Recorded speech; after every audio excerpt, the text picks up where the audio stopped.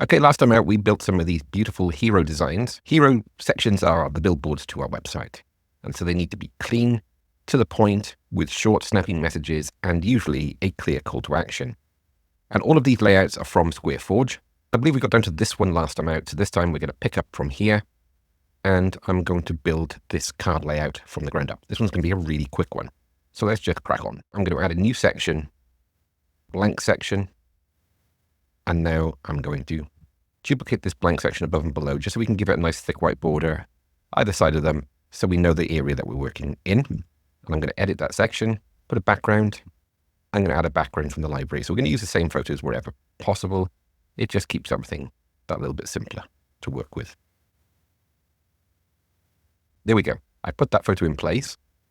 I can increase the overlay opacity should I want to, but this one I'm not going to have any overlay. And if you didn't like the light grayed out effect, you can go to colors and change the color, which will change the overlay color on the background. So that's a bit darker that time, if you noticed. We can also go in and edit the photo, maybe make it black and white photo, so it's more of a watermarked background. But we're going to go with something like this. We've also got the option to switch it to inset if we wanted to keep a border effect. And I want to create a couple of hero sections with that style in mind. But for now, let's just go with this option with zero overlay because we're going to be using cards. Save me having to type. I'm going to copy that text, go to add a new block, the text block. I'm going to paste that in. And before I go out of that section and start editing it, I'm going to put the paragraph text in as well. Okay, starting to take shape. Quite like it clean like that. It's always great when we're working with hero sections when we've got details set off to one side. It means we can really work with the shape we're given. And I quite like that freshly baked bread over 3 different lines there. Okay. But that doesn't look like the example that I showed there, where we've got a card sitting to the bottom of the hero section. So let's stay on task, and I'm going to click this block once. If I click twice, it changes to the text editor, which is what we don't want. So I'll just click in once, and now add a background. Should have said at the start, this isn't a beginner tutorial. I'm assuming that you've used Squarespace a little bit, so you'll know your way around finding the essential tools. So this is more of an inspirational workshop than a how do we do the basics in Squarespace. If you are after doing the basics in Squarespace and getting to know all of these different blocks, on our website builders channel, there's loads of tutorials I've already created for the basics. And I've got a few more on the horizon too. So the next thing is we need to change the color of this block. So this card can be, and actually I'm going to make it large padding. And we're going to change it to the darker tones. Probably the darkest. Okay, now we've done that, we can make the text lighter. And we're quite like that. So what I can do is instead of going for our usual colors, I could go to custom here and just bring this up to a level where I'm quite happy with the tone. Gives it quite an expensive, in the UK here, that Marks and Spencer's packaging feel to it.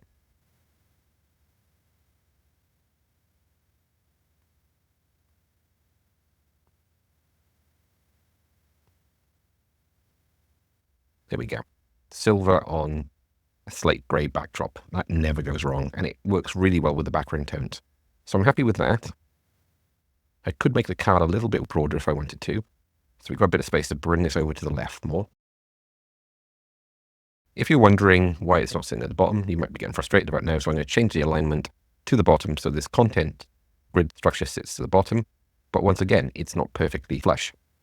So what we can do now, instead of actually using the alignment, we could just get rid of the fill screen, which gets rid of those options.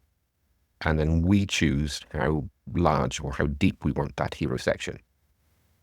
Okay, so we've got that feature. There was just one thing remaining, and that was to add the bar across the top. So it's white in the Squareforge section, but now we're going to add a shape. Shorten that, bring it across. And we've got a bit of a gap there. So if we go to edit section and get rid of all the gaps in the design, and we are starting to cook. One thing I want to do here is I went with just the large padding, and I really like the left and right padding, so I'm going to keep that as it is. but I can make it more compact top and bottom.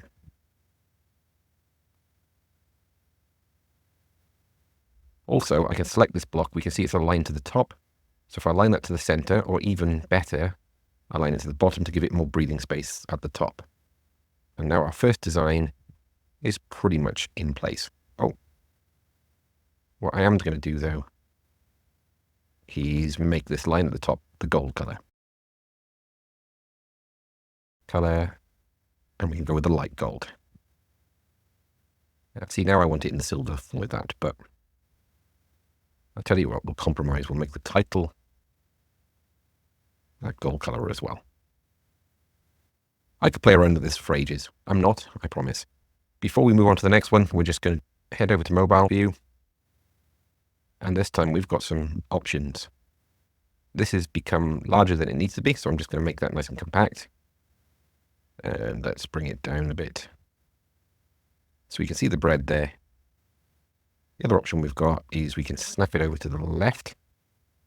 So it mirrors that kind of fixed onto the left-hand side. And that means we've got some of that texture coming down on the side there. I could, again, play around with this, get it exactly as I want. There's some issue with the padding, or certainly the spacing at the top, but we can see here these settings, alignment settings, are independent to the mobile view. I'm just wondering, is there yes, that's why. It was an extra space, an extra line in that paragraph that was causing the issues.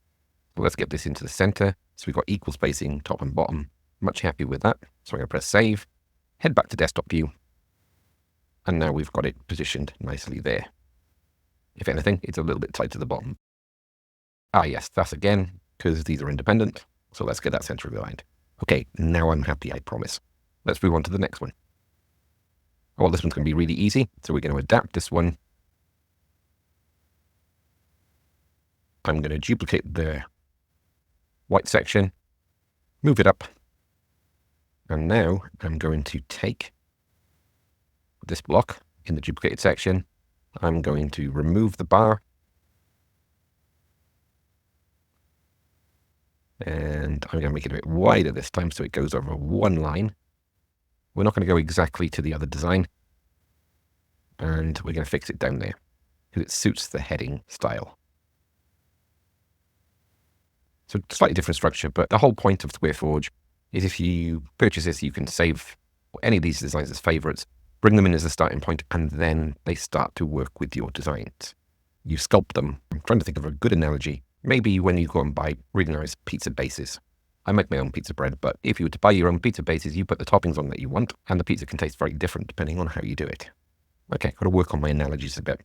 But that's the second design. One thing I might want to do here, though, is actually switch the background. So if I go to Edit here, we did this in the last tutorial. Go to the Crop tool. So maybe double check it's 16:9, it is. And let's flip it horizontally so it comes in from the left. Usually when you flip anything, it looks a bit weird to start with.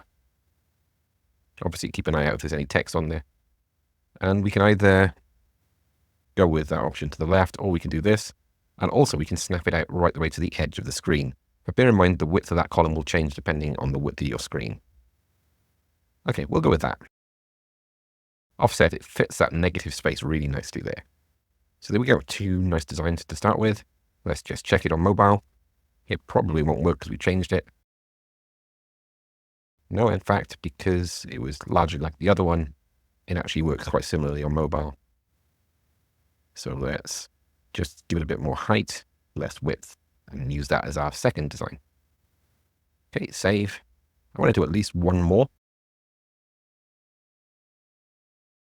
I'm going to have to start deleting some of these old ones now to give us a bit more space to work with. Okay, this time we've got the text block separate, we've got a line in between, and we've got the call to action button. I think we've already got one that does most of that, this one here. The reason I'm going to duplicate this instead of building it from the ground up.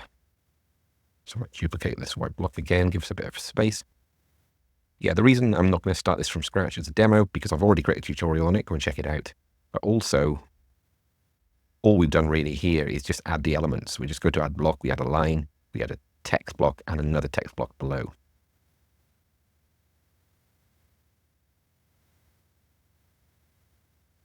The reason I didn't drag it from the right is I've got the record controls on the right, and that's causing me problems tighten that to fit. Okay, so that line doesn't go across all the way, so I'm just snapping it. This is a 24-column grid in Squarespace. It used to be 12 columns, but as these content management systems and website builders have advanced, they give us more control over our designs, and it's a welcome addition, as we can do an awful lot more with our designs now. Bring that line over.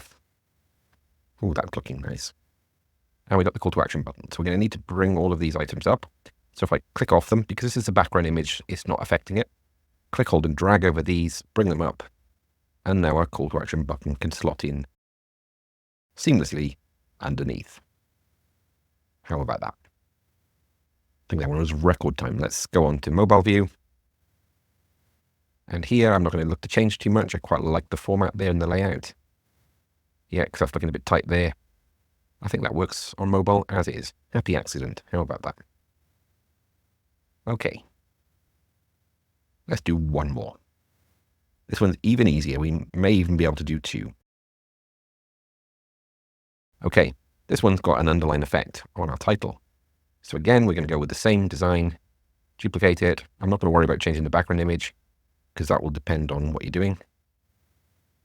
Duplicate this section once more. I could actually save it as a favorite here so I can just add it in from save sections. It didn't save. Okay, let's try it again. There we go. So it saved that time. More haste, less speed. There we go. That's got that in place. So again, we've got the title. Put the underline under bread. Don't know why.